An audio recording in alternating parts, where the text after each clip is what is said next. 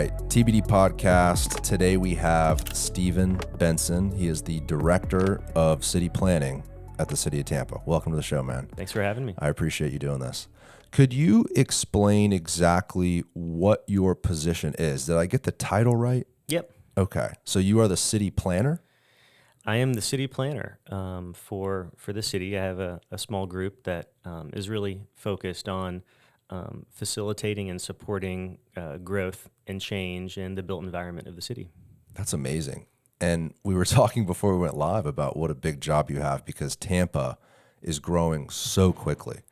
And we have so many growing pains, and we might never catch up in terms of transportation, in terms of infrastructure, whatever that may be. So how did you end up in this high growth city as the city planner? Sure. So I am really blessed to say that I'm a fourth generation native of Tampa, as I know you are. And my grandparents actually met working in cigar factories. They didn't speak the same language, but they fell in love, and sort of the rest is history. And a good chunk of my family is still here in various capacities. But grew up in Wellswood, if you know where that is, kind of near Seminole Heights, great neighborhood. And even as a kid, I remember sort of looking around at our neighborhood and, like my aunt's neighborhood, my cousin's neighborhood, my friends' neighborhoods throughout town, Davis Island, Seminole Heights, Forest Hills, and kind of asking myself, why does their neighborhood look different than mine, and vice versa? That curiosity about why places are the way they are and why they're not other places never really went away. And so, in high school, I spent probably way too much time playing games like SimCity. And, And once you kind of get that bug, it's hard to shake it. I have the bug too, man. I love the fact that you're totally from Tampa. Your grandparents met in a cigar factory. How freaking awesome is that, man? And now you're the city planner. How cool. So you had always had a curiosity with urban design, I guess, in general. And then how did that translate into your college career? Like, what's the path to become the city planner?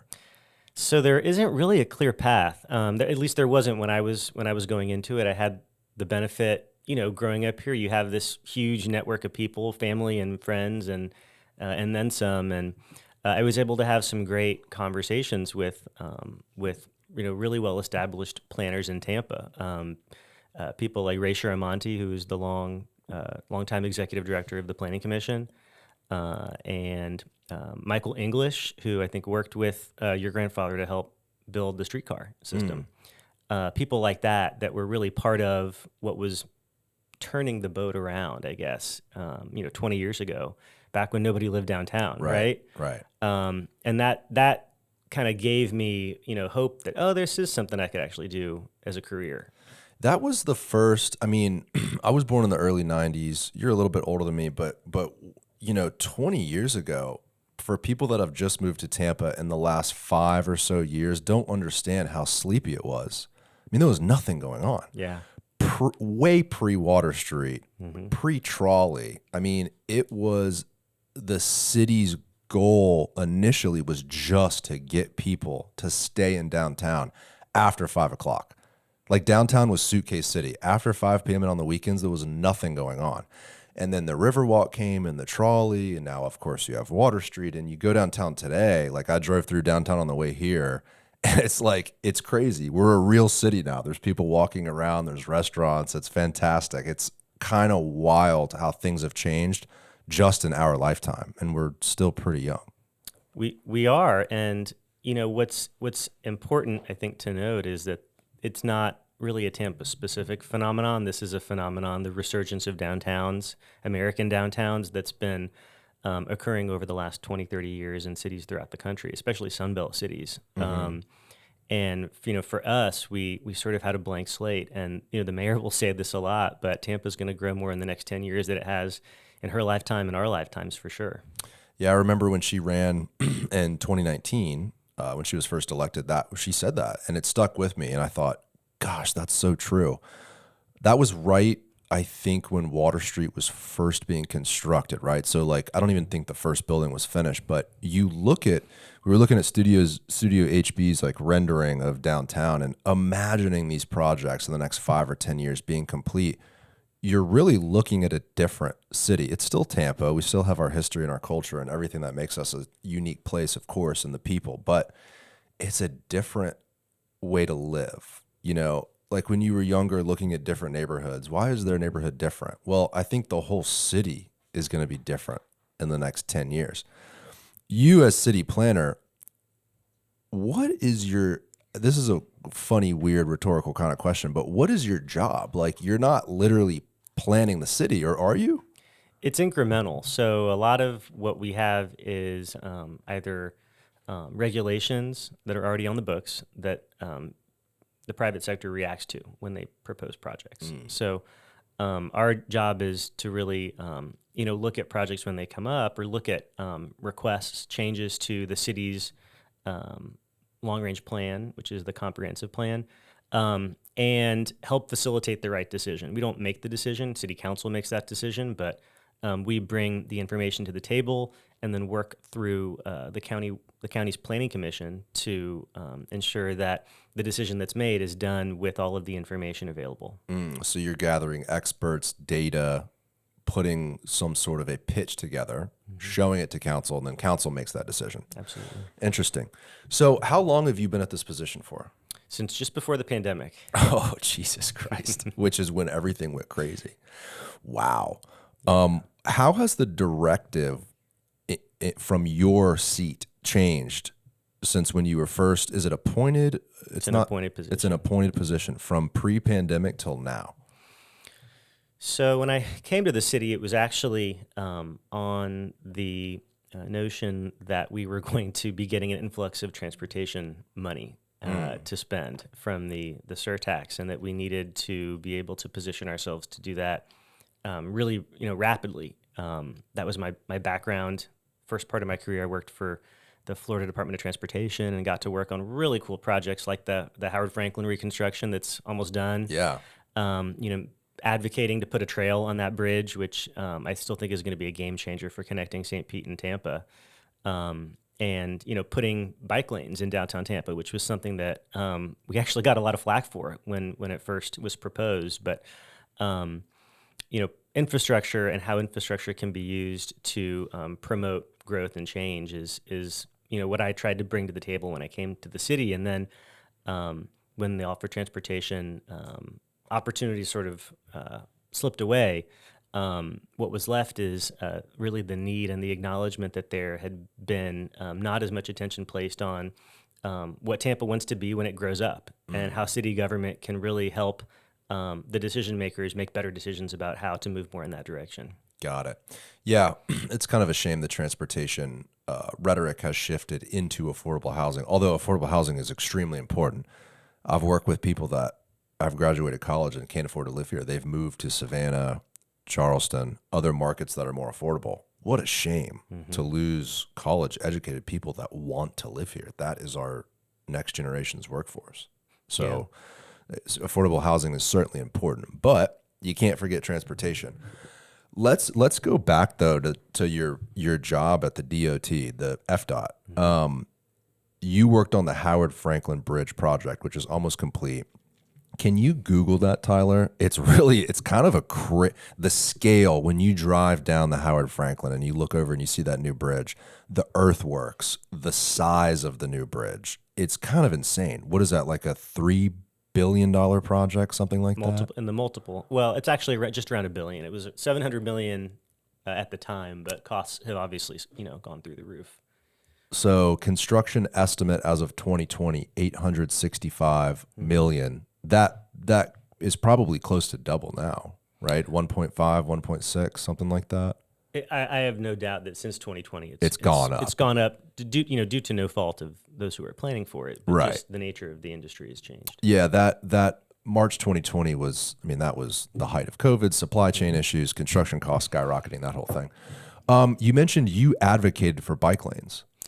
I did, and one of the decisions that was made at that time by leadership was, the existing interstate obviously doesn't have sidewalks or a trail along it, but a bridge is a bridge. A bridge, by definition, is supposed to connect communities, and you can't just connect communities by cars. You have to think beyond that. The decision was also made before my time to reinforce the bridge to support really a heavier load, so that if transit became a reality in the future, it wouldn't require a completely new bridge to accommodate it. So it's really kind of an interesting project because it tries to accommodate so many different things, including a path that's physically separated from traffic, similar to what used to exist on the Friendship Trail Bridge over on Gandy. Right. Yeah. Unfortunately, just because too much time passed, they had to demolish that. And I think a similar thing, if I'm not mistaken, is going to happen to the old bridge on the Howard Franklin, because that original one was built in, I think, the 50s. Then the newer one that's a little bit higher was maybe 70s, 80s. And now, obviously, we have this new one, which is even higher. Is the reason they raise it storm surge, hurricane issues? Is hydrologic modeling? Yeah, they look, and it's all about making sure that we're planning for the life cycle. So because you want these things to last for quite a while if you're going to spend $1 billion on a bridge. Right. At some point, maintenance surpasses the cost of building new, and that's kind of what you're seeing now with the 1970s span. And it talks here about hurricane evacuation plans can utilize all lanes. So they've thought of everything with the incorporation of this new bridge, which honestly, it goes back to what we were talking about with the chicken or the egg, getting ahead of the growth. This is exactly that. I'm glad that they've thought about that. Why? I mean, you're in that world. Is it a funds issue? Why does the government seem to always be playing catch up with highways and roadways? Like, why don't they just build their next highways with extra lanes? What's the reason? Well, typically it is something, it's a question of priority at that time. Do we want to spend all of our money solving one problem for the next 50 years when we have 20 other problems that are sitting here waiting to be addressed? Or do we try to spread the money evenly? There are, experts that are far more knowledgeable than me that are able to kind of help guide those decisions in different communities throughout the U.S. But here, I think that's ultimately the question. Is it's not about in 25 years how do we want things to look. It's what is the incremental decision that we're making right now with the limited pot of money that we have, and how can we make sure it is something that can benefit everybody, not just the folks that use this one facility. And a higher level of thinking too. I mean, to incorporate the bike ped trail with a future rail line, like creativity, I think that seems to have changed. Like when I imagine the urban renewal in the 1970s, I think of just a blank highway, ugly, gray, dull, straight through a city center. Now, though, you look at this new bridge, this includes, 4 or 5 different uses on the same bridge. It seems like creativity is more so at the forefront than it used to be. Absolutely. I mean, I think that's really the response to the push for more innovation in government, but really, across the board. People want so much out of one thing, and a lot of times it's achievable. It's just you have to be willing to be creative and to come up with a solution that is different than what was been done before. Well, this is such a cool project for you to be involved in. And then after this was completed, what was next for you? Well, it's not quite done yet, but it's close. Your Yeah, work at yeah. FDOT. So we focused a lot at the time on complete streets, which is really a concept of not taking a one-size-fits-all approach to transportation, which the bridge project obviously does. And in Tampa specifically, a lot of that involved retrofits. Looking at roads that really weren't doing what they should be doing in terms of serving all the different types of people that were trying to use it, and retrofitting them to be more community friendly and less car focused. Yeah, pull that up, Tyler. Complete streets. Yeah. So which is a part of Vision Zero. It is. It's a path. It's a way to achieve Vision Zero. Is thinking through who's using a street, and more importantly, what is around it. You don't want to have a high-speed highway with no crossings, no stoplights, going through the middle of a neighborhood. And this is a national program, Complete Streets. It is. It's a it's really more of a theory and an application of a principle about designing roads beyond the sort of conventional thought of highway building. So, Complete Streets is a transportation policy and design approach that requires streets to be planned, designed, and operated and maintained to enable safe, convenient, and comfortable travel and access for all users of all ages and abilities, regardless of their mode of transportation. Yeah, you go to Rome, Italy, you're in a wheelchair, good luck. It's kind of cool. This country has always it's hard to say because there's a lot of bad stuff out there about our past. But when you travel, you really do realize, wow, America tries to accommodate all people. We really do try to do that. And this Complete Street project is a part of that.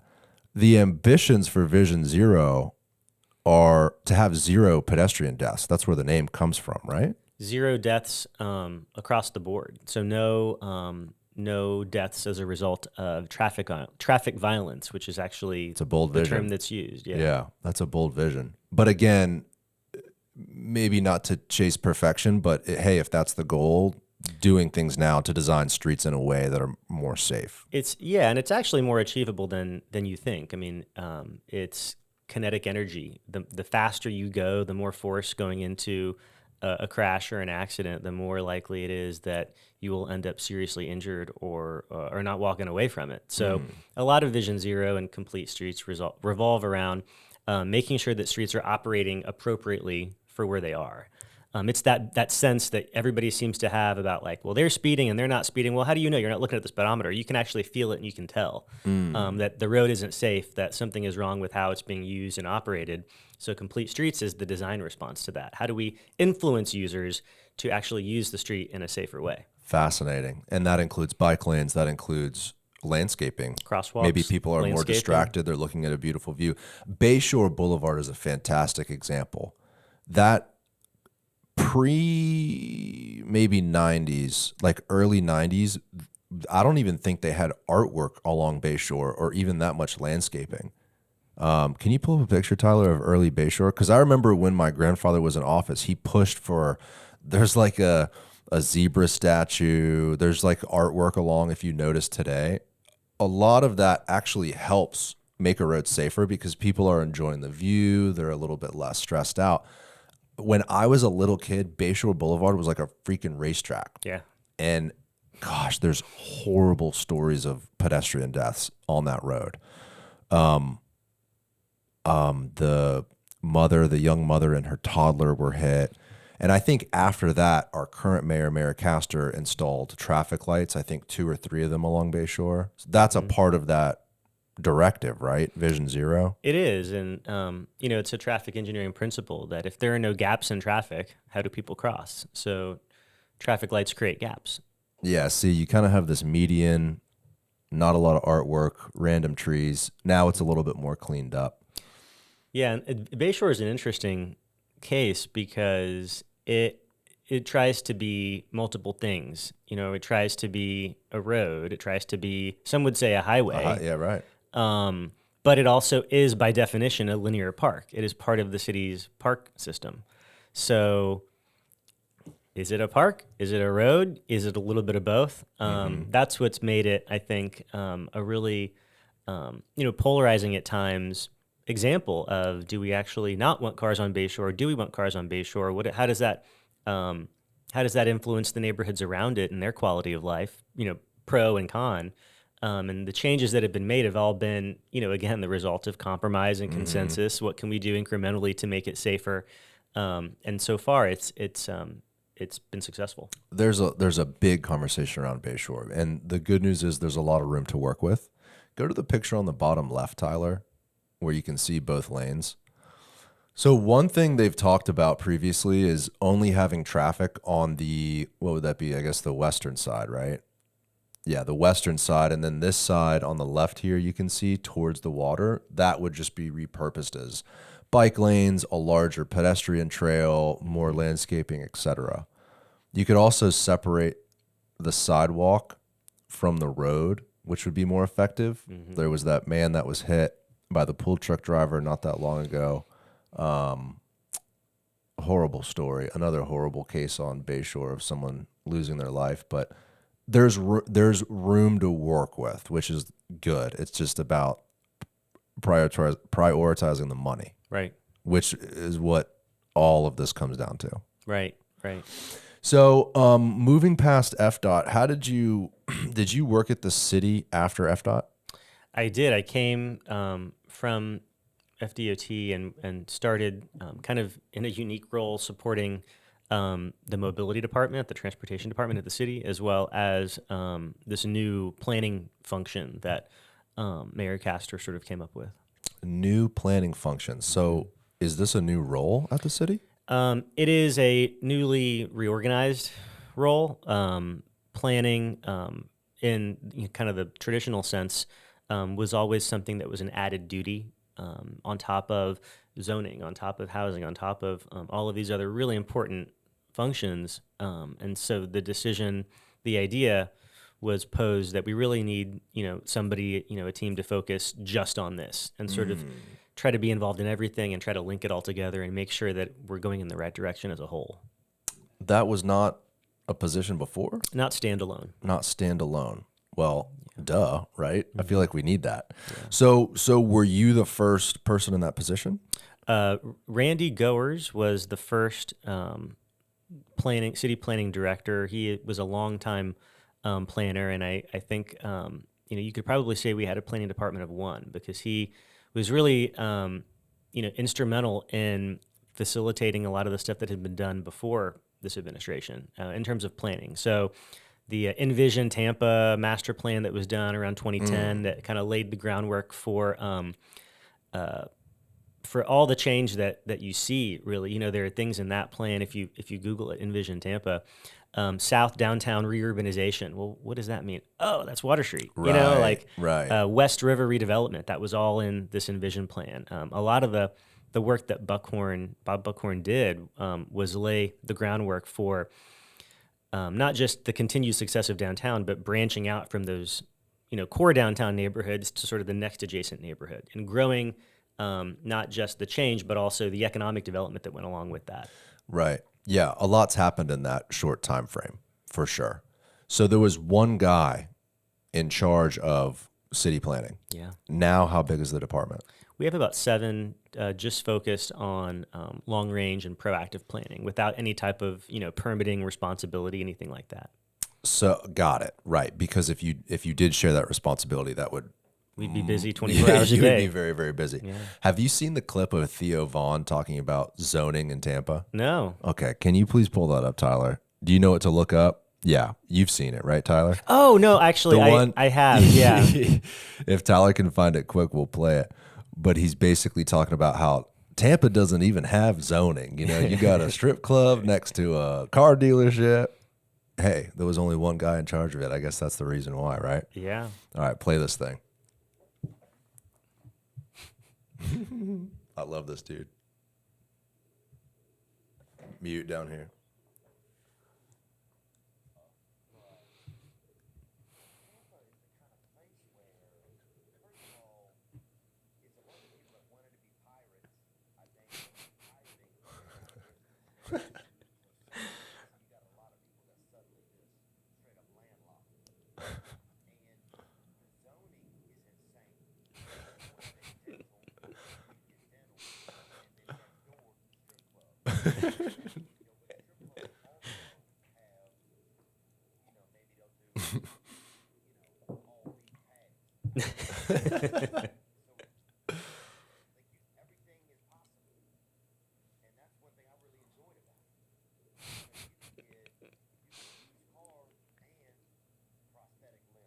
Yeah.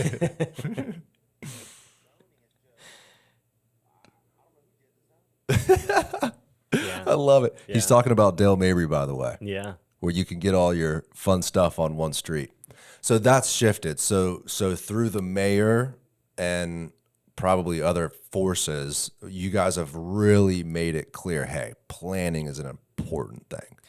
We have, and really, I don't want to understate the leadership that's been taken by our city council and making sure that those incremental decisions about projects are in the best interest of the city as a whole, the best interest of the public good, which is what planners are supposed to do. That's what distinguishes us from, real estate attorneys or real estate agents is, in those professions, you have a client, and that's who you're obligated to ethically. Planners, our ethical obligation is to the community as a whole and the public good, which is a lot harder to pinpoint at times because it can evolve, it can change, and it's supposed to be the product of vigorous public debate. It's supposed to be okay. Interesting. Well, you got that on lock because I watched the last council meeting on Thursday. What was it? An affordable housing workshop, right? Wow, people are passionate. But like you said, you need that discussion in order to formulate your plan. So when you first joined, were those 7 people all involved already, or has it grown since you have been in your position? I think that they've always been involved. We have a newer, council right now. Some of the council members are new in their seats, and it's changed, since I've joined. But having the public forum is something I think that is part of Tampa's DNA. We're so used to being able to go to a public hearing and kind of air our grievances about something, that has stayed, part of the really the process and the protocol for how things come about. Interesting. So let's talk about Thursday, the affordable housing workshop. How long was this workshop on your radar for? Is this a big deal for your office? Like, is this your opportunity to really shine a light on what council needs to do to plan? So I'm really lucky to work with a great team of other directors and leaders, and our administrator Nicole Travis has really just been a game changer in terms of making sure that the approach to housing is really calibrated to deliver the maximum results that we're trying to see. In terms of where are we putting our dollars, how are we programming them, what types of initiatives are being put forward from a land use perspective. Land use has a huge correlation to the housing supply and to the market, and land use regulations specifically. So my role, on Thursday's workshop was to bring the data to the table. We conducted a housing needs assessment that looked at the existing conditions of the city in terms of housing supply and housing demand, and then looked at those future projections to try to figure out, are the problems that we're seeing today that are causing and sort of influencing the housing crisis, how are they likely to change in the future? And then from a land use perspective, the bigger supply side, what can we do to promote growth in the right places to reduce some of those problems as the city continues to grow and evolve? I think the land use issue is the biggest tool I would imagine council has to affect the supply. It's the biggest bang for your buck because Yeah. it doesn't cost any money to change an ordinance. Right. It doesn't cost money. You're unlocking areas of the city and adding more density, and then private enterprise foots the bill. Developers come in and do what they do.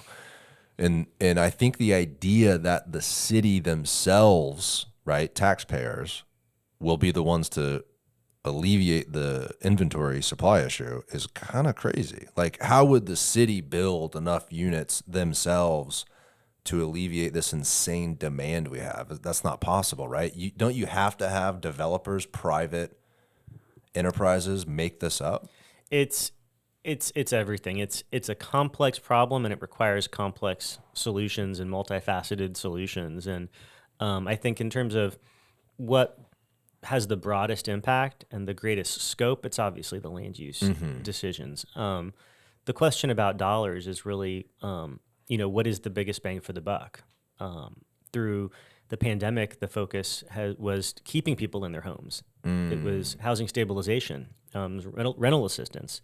But moving forward, that's going to shift a little bit more into some of the comments and some of the discussion that was had on Thursday, which is what are we doing for homeowners? How are we making sure that there's actually a broader focus in that we're not just pushing money out the door as quickly as possible to pay for people's rent bills. That makes sense.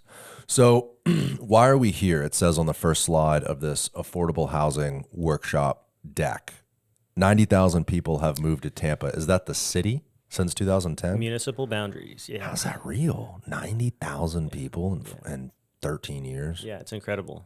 It's really incredible. 20,000 people alone within walking distance of the streetcar. Wow. Yeah. So a lot of the 90,000 is in the urban core. Not I wouldn't say a lot of it, but a good chunk of it is definitely in the downtown core because that's where 25% or more. Yeah. Right? And that's Based on that. and that was what the plan says. That's where the plan says growth should go is downtown, West Shore, and in the university area too. I think it's what people our age and younger want, and maybe even a little older, like kind of our generations want. We don't, in general, want that suburban lifestyle. We don't want to be stuck in a car for 2 hours on a commute every day.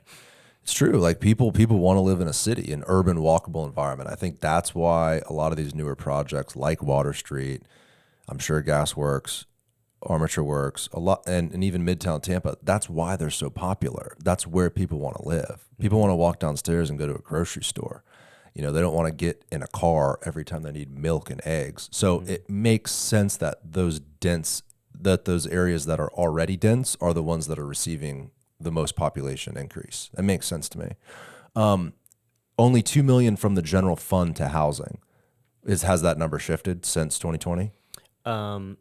It has shifted as of late. So one of the impetus of the workshop was having a conversation about how to direct new funding, new general fund revenue, which is something that City Council needs to weigh in on and really sort of be a leader in determining. Yeah, because they're the ones that control where the money's directed, correct? It is controlled by the administration and by City Council. By both of those entities, the mayor and City Council. Goal of preserving or creating 10,000 units. What's Alan Clendenin? How do you say his last name? Clendenin. Clendenin. Okay, Alan Clendenin. He, I think verbatim, said that 10,000 number is bullshit. I think that's what he said verbatim. He kind of had a good point where it's like, that is so many units. I think what he was referring to is the city creating those units. I don't think it's bullshit because I think between the private sector and the city, you could certainly achieve that. Where does the 10,000 number come from? Is that the mayor? Is she the one that's giving you that directive? So in the new administration's sort of when it came into the scene, one of the first things that was done was the creation of advisory teams focused on different topics. There was an advisory team for transportation, an advisory team for development and housing, and the housing focus really just sort of a spitball. That team of experts came together and supported this 10,000 unit number as a starting point, as a stepping stone, because no data existed. So since that time, we've rolled up our sleeves and put together a really robust summary of what the housing needs are using data from the census, data from third party entities, and have refined that to be more specific, and that's where the big 26,000 unit number comes from, is actual empirical data that we produce through this assessment. We're short 26,000 units, essentially. 26,000 units, specifically in terms of households earning up to half of the area median income. So 50% of the area median income, we're short 26,000. And that's 90,000 people have moved since 2010, with a whole lot more on the way in the next 15 years. Yeah. So really the 10,000 unit number doesn't get us really even close to the number of units we need to add to the supply to truly get to a point where we're in a good spot. It goes back to the adage of every great city in the world has a traffic problem, a parking problem, and an affordability problem. But they make different choices, and they make specific investment decisions to make it easier for the most vulnerable. And that's what we're focused on doing with this. Fiscal year 24, we have more than a 10x increase in our local allocation to housing. So there's more money to be spent on this issue. Yes. Is that through the budget that city council has already passed? Yes. Great. Yes. That's a good step. So there's more money. Now the money is used for studies, like you mentioned, for more staff, for units themselves. What is this money used for exactly? It goes into programs to support renters, programs to support homeowners, and then the creation and preservation of units, which can mean a variety of different things, anything from land acquisition to actually converting, properties. And then a 10x increase is massive.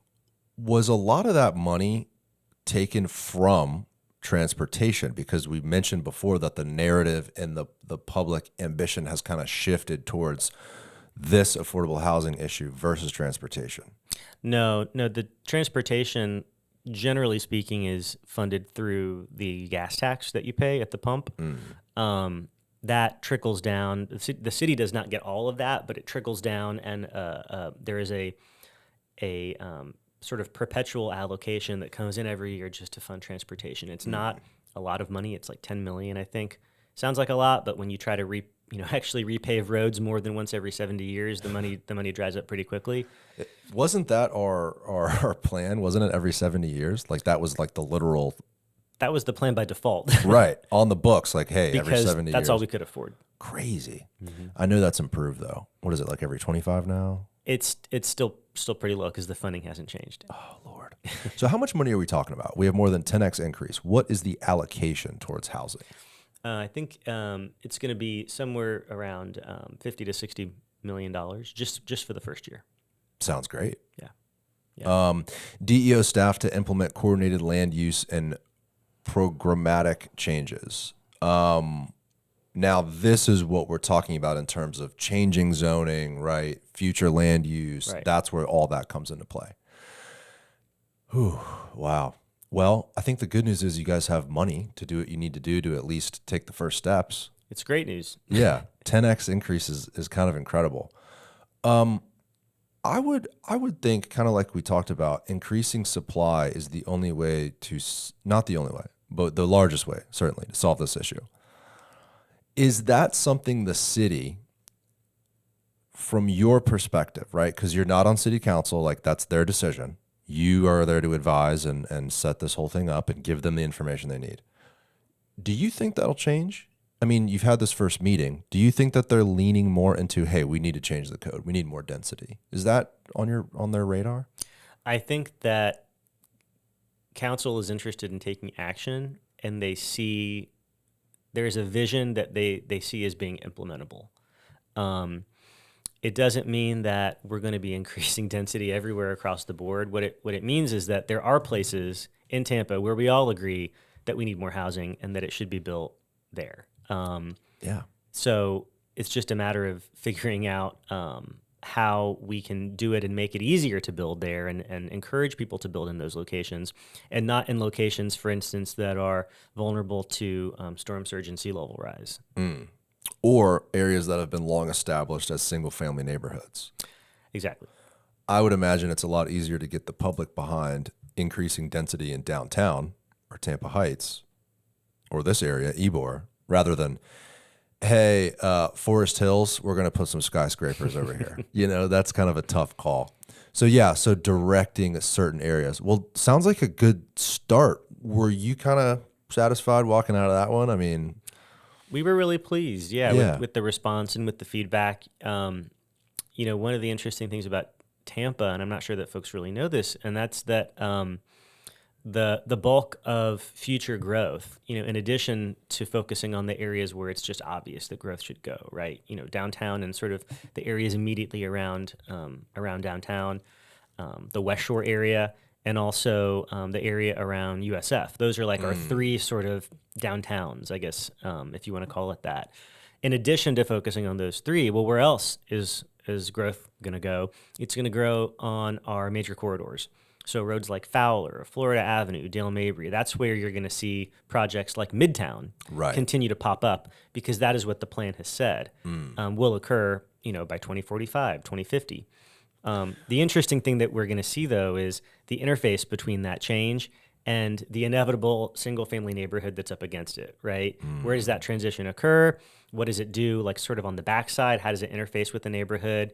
Does it add value to the neighborhood, or does it actually make it not as nice to live in the adjacent single family neighborhood? Those are the conversations that are going to come with growth and with growing pains. It's a logical fear. I get it. I understand. You know, if you live in a single family neighborhood, you've lived there for a long time, and then the city says, "Oh, by the way, next door to you, we're going to build, you know, we're going to allow a commercial intensive use or a midtown type project to be built." That's frustrating. I completely understand that.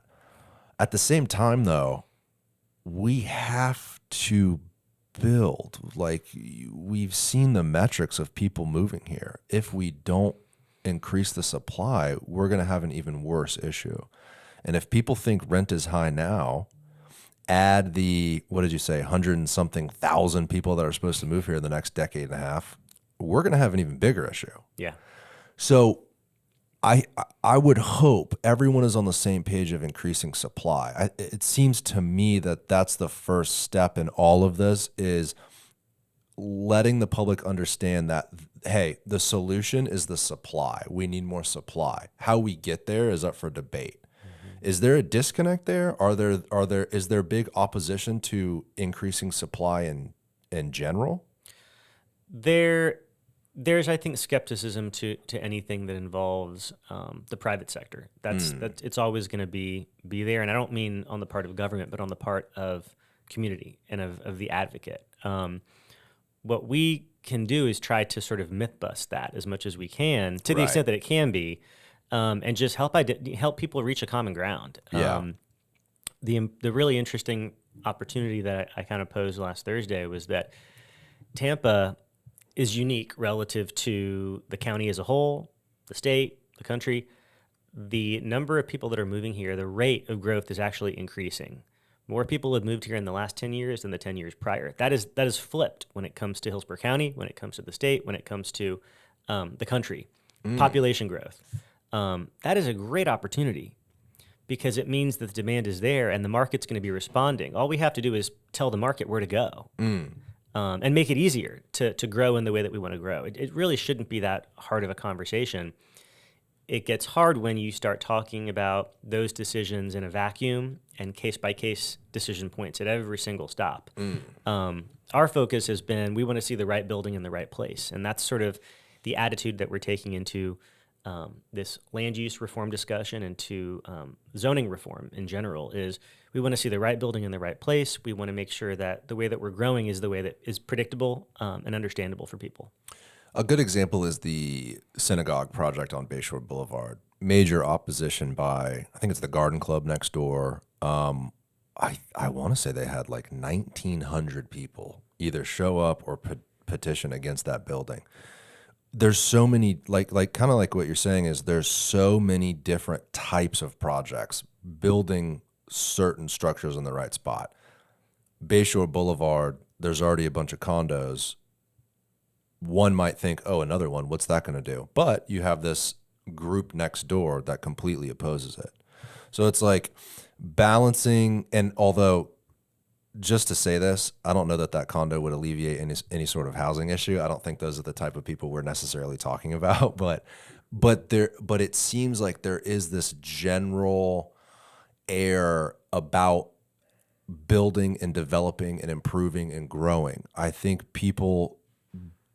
a lot of people just don't want to see it. I think people connect a project like Midtown, right? You look at that project and you go, wow, that popped up out of nowhere. I've lived here for 30 years. And now all of a sudden, look at that. Look at the office and the restaurants and the apartments. Well, no wonder why there's so much traffic. And they connect these projects to all the negative impacts in a city. Traffic, noise, all those negative externalities. And so whenever density is proposed in a certain area or a certain project is proposed, they immediately have this negative connotation. And they don't want that project to move forward because they don't want those negative externalities, traffic, et cetera, noise. That, a part of what I'm trying to do with this show and have these conversations, is let people know that it's not all bad. And also let people know that, hey, it's necessary. Just as necessary as fixing our pipes and our roads, we need inventory. We need supply. I'm looking for a house myself.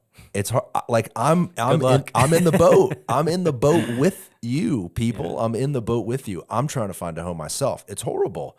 I think when my dad was little, they used to live on Davis Islands. Davis Islands was not like it is today. I think their first house seriously was like 15 or 20 grand in the 70s. I rent a house on Davis Islands right now. I would love to live on Davis Islands. I think it's a great neighborhood. It's close to downtown. For me, it works very well. That's where I want to live. Right? Good luck. I mean, a starter home, maybe even below a starter home, like a house that needs work, is over $1 million. I'm 31 years old. I've done okay. I can't even really afford that. So like that whole neighborhood for me is crossed off the list. Well, now where do I go? Okay, I don't know, somewhere around there. How about Tampa Heights? Nope.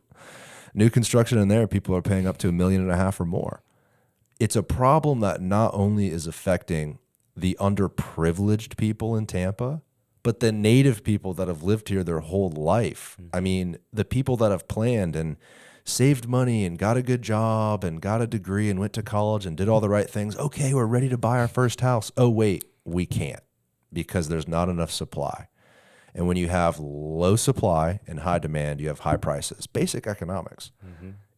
To me, it's obvious. Telling that story to the public so that they understand is really important for the show. That's why I wanted to have you on, really, was to share that the city's doing what they can, but at the same time, the public needs to really know that we need supply.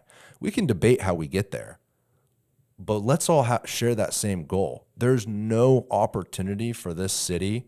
This city would only get worse if we didn't continue to build because we can't stop people from moving here unless you want to have the Great Wall of Florida.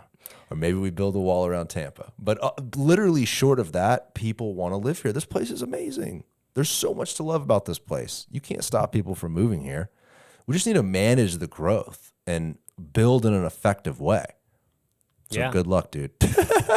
That's your job. We're getting there. It's never going to be perfect, but we're going to make it better. It's a long road for sure. But I think it's possible because I've been to cities and Boston, I know that was developed a lot, even before cars. But I've been to cities and thought, even smaller towns and thought, man, they're doing it right. There's a right way to do it. Speaking of travel, does your office travel to other cities and go, oh, that's a great idea, Nashville, let's take that on? We do. In fact, we'll be going to Minneapolis here this year for a national conference on urban planning, and Minneapolis is a really interesting city. They were in the headlines recently for essentially eliminating single family zoning, which sounds pretty wild, right? And what is interesting though is if you actually talk to the people in Minneapolis and you study their neighborhoods and look at their map. Most of the city was already multifamily. So for them, it really wasn't a big deal. They had a lot of areas that weren't conforming to the single family zoning anyway. That's really a story that I try to tell people on both sides of the equation. Like we are looking for ideas and for best practices, but if it doesn't work here, it doesn't work here. We have to think beyond that and not just grab something that somebody else has done because I can say it, in a 30-second elevator pitch. Sometimes the solutions are more complex and more nuanced than that. They probably always are, right? It's an elevator. Unfortunately, that's kind of the way it works though, right? Isn't there only a half hour allowed for public comment? I think each individual can go for 3 minutes. Like there's certain rules in place that don't allow a long public discussion, which is kind of 3 minutes. Yeah, that's a problem because how can anyone effectively come up with a solution, or not come up with a solution, but explain a solution in 3 minutes? That's a hard job in itself. The right building, right place. Yeah. Eliminating single family zoning is an interesting idea. I don't think it's right for Tampa, but certain areas of the city I don't think need to be single family. Yeah, it's interesting because you can probably think of I know I can't think of half a dozen neighborhoods that have a historic element to them, right? where you have a mini apartment building with like 4 or 5 units in a compact building that looks almost like a single family house. I'm thinking like Palmacia, North Hyde Exactly. Park, parts of Seminole Heights, Hyde Park for sure. That vernacular style is something that we have lost over the years in the development industry. It's called the missing middle. We have single family, and then we go all the way. We skip over that and go right from single family townhouse all the way up to mid-rise. Right. What about the stuff in the middle? The cottage court, the mini apartment building, the accessory dwelling unit. All of these solutions are out there, and you can find examples of them already in Tampa. We have just sort of forgotten how to build them. That's a huge part of the equation, maybe even bigger than the large scale projects. Water Street, Gasworks, these big projects get a lot of the attention Midtown Tampa.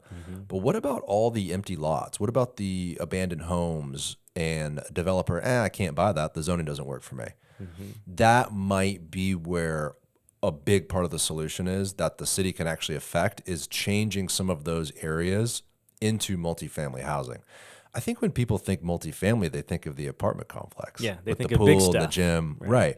But why not a 3 or 4 unit? That just fits like a glove right into a neighborhood. Yeah, this is kind of like what we're talking about. So that white building right there with the 2 doors, that's actually a duplex. But it looks like, a quintessential West Tampa bungalow. Totally. Exactly. I think that's in Palmetto Beach, actually. Either Palmetto, Ybor, definitely around here. Yeah. Right. And then you have the newer style too, Tyler, kind of on the bottom left right here. This is really popular in like Courier City, near Westland Avenue, near the old studio. Remember that area, Tyler? Had a lot of that style. That to me is what bridges the gap. Yeah, these for sure. These smaller projects. Is the city focused on encouraging more of that? Yeah, the approach really has been to look at the transitional areas. So where we know we're going to get big stuff on the major roads, and we know we don't necessarily see a lot of support for densification, like the middle of a single family neighborhood. Where is that transition, and how can we make sure that the folks that are at that transition point actually benefit from it? Well, this is a way to benefit from it. You actually can do a little bit more with your property and your development in the future. You know what's interesting? I read a book. I think his name is Gary Nolan, Arbitrary Lines. Have you read that book? Great book. Yeah. A fascinating story about how it talks about the history of our country and the history of zoning laws.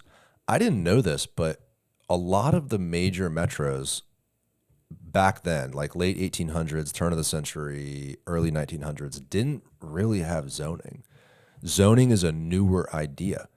Tampa was developed pre-zoning, New York City, a lot of cities. When you go to an old city like New York or Boston, it feels like a real city, if that makes sense. Everything is dense, everything is urban, apartments, shops, people on the streets walking around. When you come to Tampa, there's this odd mix of suburban and urban, but then you also have almost a suburban lifestyle in a city. It doesn't match well. That's where you get traffic, and that's where you get some of these opposing ideas and issues. How this right here, right, the middle ground of zoning, it seems like this is a way to fill the gap that still keeps zoning without completely running amok. Like the idea that Minneapolis would get rid of single family zoning, that of course probably wouldn't work in Tampa.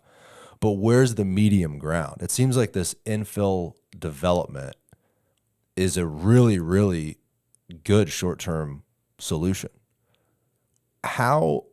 What exactly would need to be done to increase more of this infill development in Tampa? Is that through the council, through you? Like how exactly, what does the road look like? Well, it's something that we're looking at through 2 lenses. We have in partnership with the City County Planning Commission, they're updating our comprehensive plan, which is basically the map for growth and change through 2045. And it shows where your maximum density is and what uses you can put on your property. And it sets the stage for zoning. Zoning is built upon that map.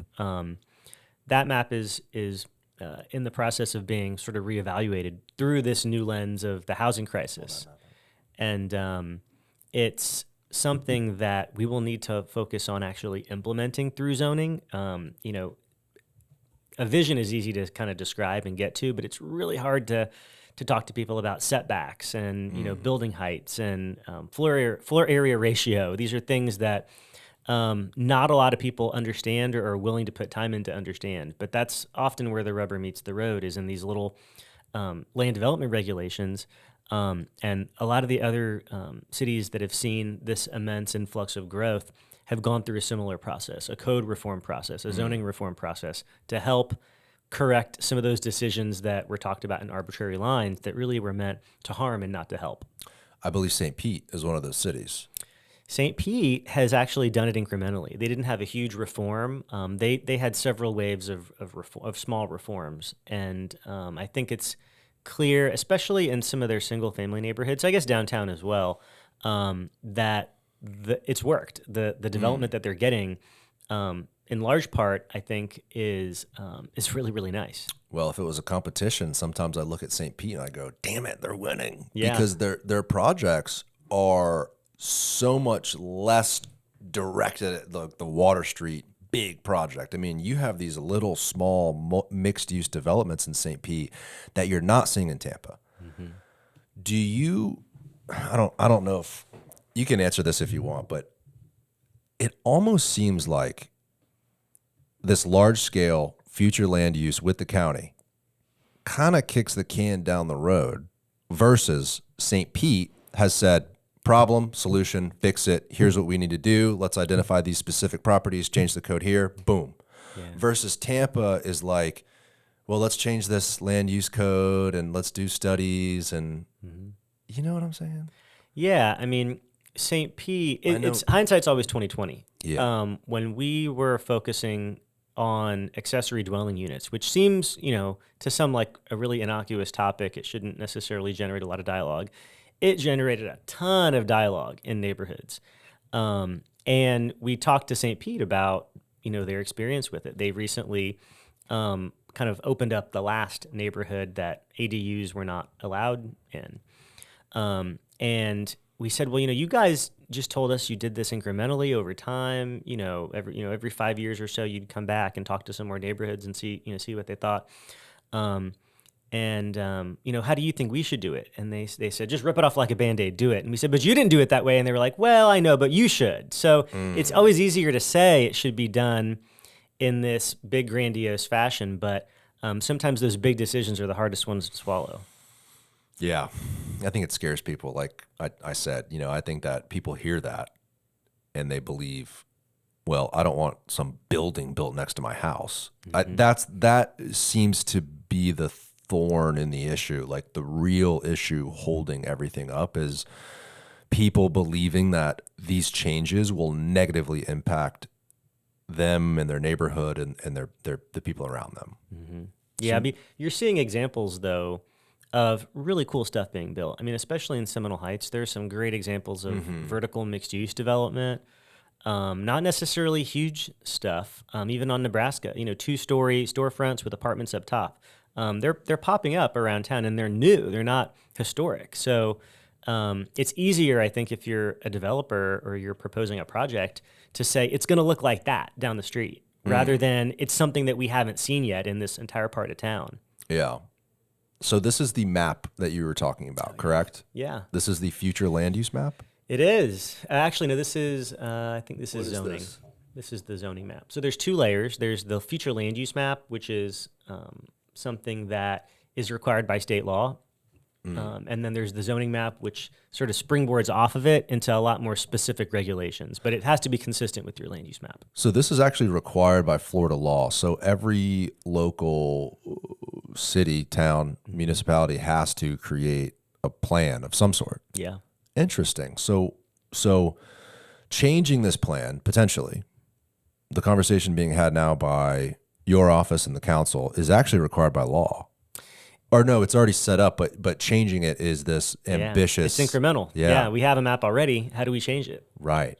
So this has already been identified in certain areas. And what is it, like the areas that are more purple are more dense in general, and then the lighter areas are less dense? So anything that's either yellow or peach is generally single family. And by single family, I mean single family detached. So one house on one lot.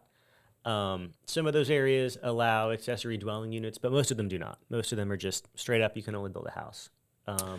Can you pull up Skyline 41's website? I just want to show they did I think it was a duplex or a triplex, but they built it completely like a single family home.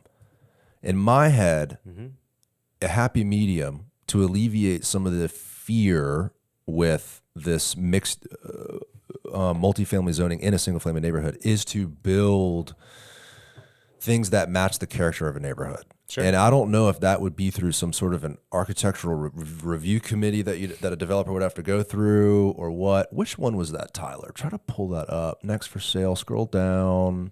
Recently completed. Yeah, this one, 501 West Warren. Now, who would have a problem if that was built in your neighborhood?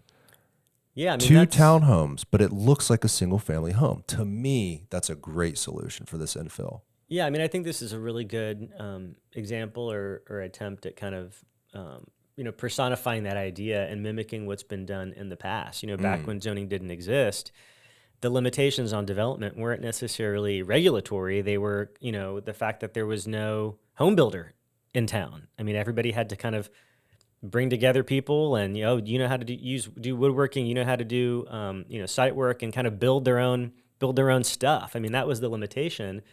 Now we have all kinds of resources at our fingertips, and the opportunities are endless. The possibilities are endless. So you have to think back to how was it done in the past, and maybe there's something to learn from that. And I think this does a good job of kind of taking that to a new level.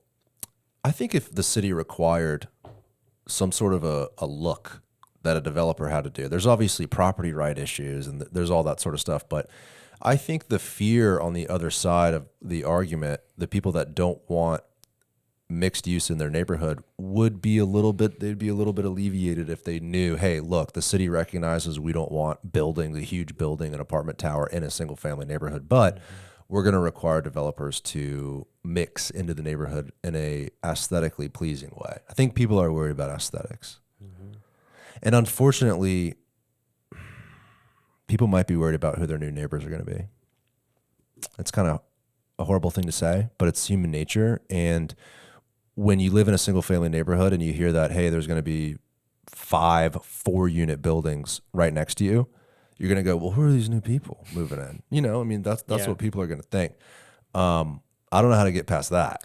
I mean, I think the key is, and this is sort of, any advice I would give to the industry too.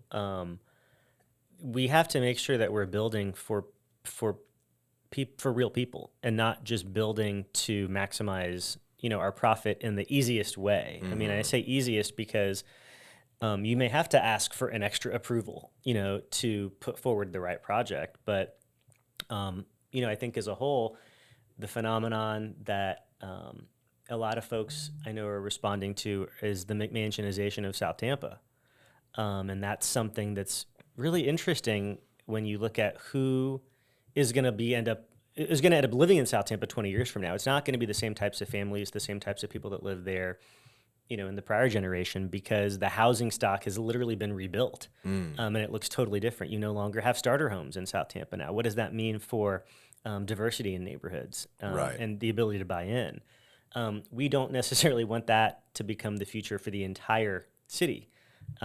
So, can you take that same 3,000 square foot envelope, instead of having it be one house, maybe it's 2, maybe it's 3, maybe the units are just smaller, and that's something that we're going to have to figure out how to do better. Diversity is good. People need to realize that. I mean, look at where we are now, Ybor City. This whole place was built on diversity.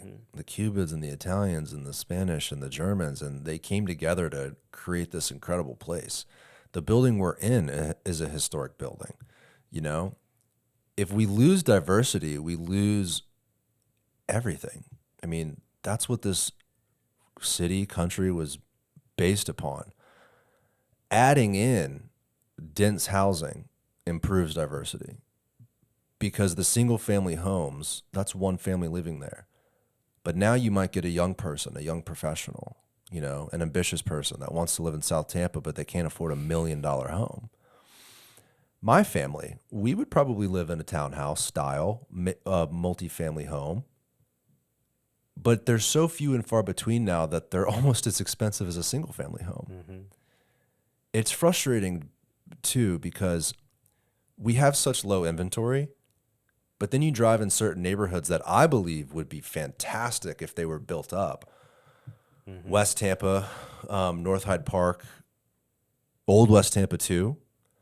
Those are really, really cool neighborhoods that I believe I would certainly live there, but the supply isn't there. There's empty lots and rundown buildings.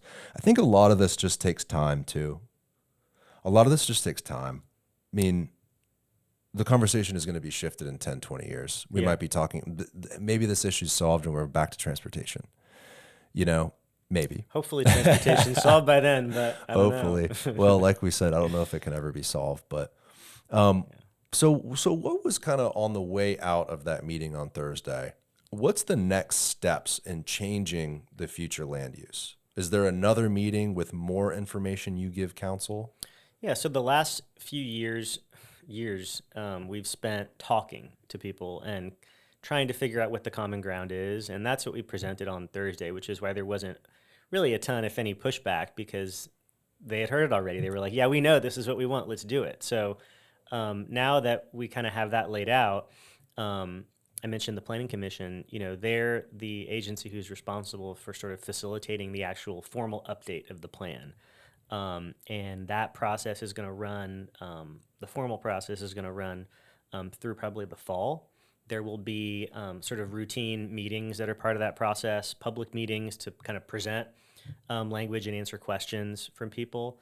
We're not changing the map necessarily, but what we're doing is we're trying to make the map do more. And so we're looking at where the existing boundaries are, the existing designations, and thinking through like those transition areas. How do we do more with the transition point so that it's not just that crappy house at the end of the street that's up against the gas station, right? Like how do we give it a little bit more of a future so that there's this transition from our major corridors where we want there to be mixed use and multifamily down to the single family neighborhoods? I think Property specific. potentially, yeah, potentially. Yeah, if Which if is you're a hard adjacent to job. a major road, you know, Right. a single family house on a major road is always probably going to be less valuable than a single family house on a local street. So maybe the future for that piece of land is not single family. That's a really good way to do it, which is kind of a hard job. I mean, you probably couldn't tell me, but how many parcels of property are in the city of Tampa? Like the scale of what you're dealing with is tough as is, but that's a really good point though. Like, hey, it's a single family home. No one says you have to tear it down, but let's allow if there is a sale transaction in the next however long, that next person should be able to build commercial or whatever that may be on a major road. That seems like a good solution. Can you go down a little bit, Tyler? I just want to show you a property because I think what we're kind of talking about is logic at this point. Like what makes sense? Like, does it make sense to keep a single family zoning on McDill? Probably not. Probably not. Zoom in, Tyler, on this little triangle here. Zoom in on Hills. PD, where are we here? Rome. Go west. Where are we at? PD. Yeah, right here. These two PD buildings. Collins Park. I don't know if I'm in the right spot. Remember that property on LoopNet in Hyde Park? I was maybe going to buy it. You think that's it? I don't remember it being PD, though. I think we're in the wrong spot. Can you go to LoopNet real quick, Tyler? So this building, clearly, I don't know what the use was back in the day, but it was clearly some sort of a commercial use. I don't know if it was a little shop. Watrous. Do you know what I'm talking about? Yeah, Watrous. If you go, You know the scroll this way. I property. know what you're talking about. Yeah. Okay, good. Deacle and Watrous. I'm glad someone knows what we're talking about here. Right on the tip. That's it, right? RM24, right? To me, logic would say, hey, this used to be a little neighborhood grocery. This used to be a little neighborhood hardware store, whatever it is. RM24 doesn't allow that use. And yet the building that sits there is completely set up for a little grocery store people could walk to, getting cars off the roadway, etc. Yeah, I mean that's a good example of, zoning's not perfect. Like it doesn't fix every problem. We can make zoning better, we can improve it, but ultimately it's a human applied, it's a construct that's applied on the built environment that isn't always going to take everything into account, especially stuff that predates zoning. So, um, so yeah, I mean, you'd need to probably look at the land use map underneath it to see what is really allowed from a long range plan standpoint. Um, Yeah, because this is just the current zoning, right? oh, there you go. Yeah, Yeah. that's the So current zoning. Yep. Yep. so So I mean, to do something, you would have to rezone. You have to have conversations with your neighbors, talk about what it's going to look like, and that is not necessarily an easy process. no, and that is kind of my point. Go back Yeah. to the map real quick, Tyler. When the map was created, was it more of a paintbrush approach? Because clearly this is not a multifamily. This is a little corner store. When that map was created, was the planners at the time saying, okay, this area should be RM24? They're not going property by property, which, like we said, is kind of ridiculous because it would take forever. So if something has been continuously used, then it generally there is no grandfather ordinance or grandfather law, but there's a provision that acknowledges it as nonconforming and that it's legal to stay there.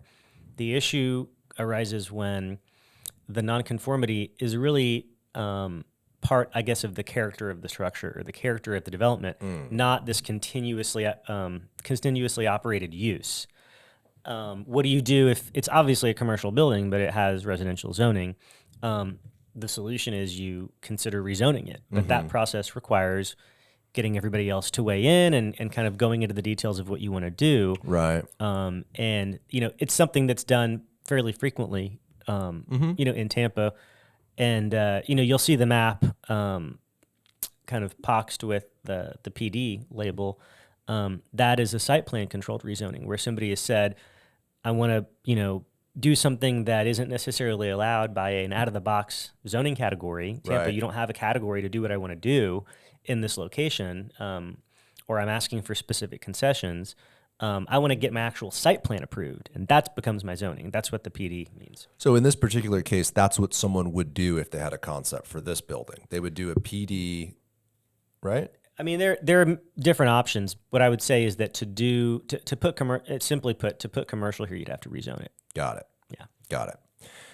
Have you looked at that process? Is there a streamlining or a sort of rule that could be in place for cases like this? Because there's a lot of this in Tampa. I mean, there's a lot of old buildings that used to be little corner stores that now are not a part of the zoning. Is there a more streamlined approach a developer can take to go outside of that typical zoning process? Because I know it's heavy to go through that. So that is one of the things that this code reform initiative is all about, which is something that is virtually unanimously, I think, supported by council, by the mayor, by the city administration, in terms of something that we need to focus on, and that is looking at a lot of these case-by-case decisions that have been made over the years and asking the question, if you have to ask every single time and every single time it gets approved, then why do you have to ask to begin with? That's the kind of question we're going to keep asking and going back and looking at all these decisions to see what the patterns are. Because maybe there are cases where, we probably wouldn't want a medical office there. Right. Or, I don't know, a parking bar. intense, right. but a neighborhood scale office. Paper factory. And probably not an industrial use, but a neighborhood scale office probably wouldn't even be noticed, depending upon what type of an office it was. Right. Yeah, it seems like there's obviously changing the code in the future land use, but then there's also the system itself, the process itself. Going through zoning changes is a lengthy process. I saw, and I don't know exactly what it was, but didn't Mayor Castor change and streamline some sort of process with development when she first got elected? Wasn't there some sort of change, if I'm remembering correctly? So I'm not sure specifically what you're referring to, but I know that starting, I think, with actually the previous administration under Mayor Buckhorn, there was an effort to streamline and have kind of a one-stop shop, I guess, in terms of the review and kind of processing of cases and applications. That ideal and that vision has not changed under the new administration. How, Stephen, can people that are listening, myself, help you, support you in getting change and creating change with this particular issue here? Well, it's funny because I think it's good timing with the recent piece that was put out by Creative Loafing, which is taking the positive spin. Everybody loves to talk about their grievances and what they don't like and what they don't want to see, but rarely do we spend a lot of time talking about what we want to see. And I think that's actually more helpful because it's not just helpful for me, but it's helpful for other people to know what the community wants to see and how the community wants to sort of evolve over time. It's helpful for the development industry too, because that's where ideas come from. It's not necessarily from one person, but from dialogue and from, again, that open debate. Mm-hmm. Showing up to the meeting, supporting. Yeah. Showing up and support, and not saying, just hey, against. This is what we want. Exactly. Man, well, it's a long road ahead, but you seem to be really on top of your game. Try to be. Keeps me on my toes. So that's awesome. Do you love your job? It's the best job in the world. For someone who grew up playing SimCity and was always interested in urban development, me too, by the way. I mean, I'm on the same page as you, but I'm sure it's cool that you're in the position you're in, and it's really nice to see. It's not some old guy in a suit who's he's got these archaic ideas. You really have a genuine passion about turning this city into what it could be, which again is not forcing a certain directive or forcing what you believe the city should look like. It's out of necessity. It's out of these grievances. It's out of the affordability crisis and the transportation issues we have that you are finding solutions to move forward. I think that's awesome. Thanks. Thanks for doing the show, man. I appreciate it. Thank you. Do you have social? Do you stay connected with people? Not really. Okay, never mind. Well, if people do want to hear from you or get connected further, they'll show up to the next meeting. Do you have the next date for the next city council meeting regarding this future land use issue? There should be another city council workshop in July. July is the next one. I'll try to make sure to come to that one. If it was as interesting as it was on YouTube, people slamming their hands on the desk, getting all passionate, I think I'd enjoy it. Awesome. Stephen, thanks again, man. Cool. Thanks. All right. Bye, everybody. Thank you guys for watching this episode. If you enjoyed it, make sure to like it. Check us out on YouTube, subscribe to our channel, give us a comment, give us some feedback. We want to know how we're doing. Thanks for watching. Bye, everybody.